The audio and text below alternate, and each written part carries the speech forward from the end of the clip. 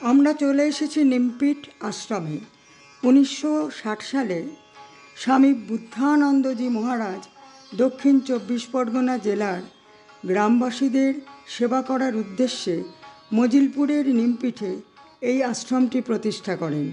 সুন্দরবনের দরিদ্র মানুষের উন্নয়নের জন্য এই আশ্রমটি তৈরি হয়।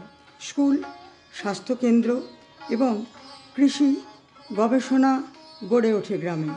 এই আশ্রমের অধীনে রামকৃষ্ণ বিদ্যাভবন এবং নিমপিট সারদা বিদ্যা মন্দির পরিচালিত হচ্ছে।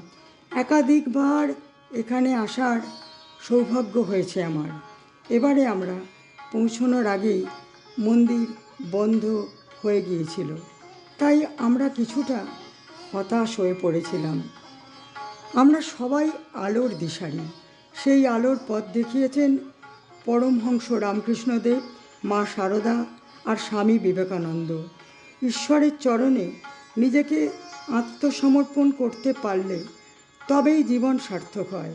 রামকৃষ্ণদেবের এই বাণী, মা সারদার অভয় বাণী আর স্বামী বিবেকানন্দের কর্মযোগ আমাদের সেই আলোর সন্ধান দেয়।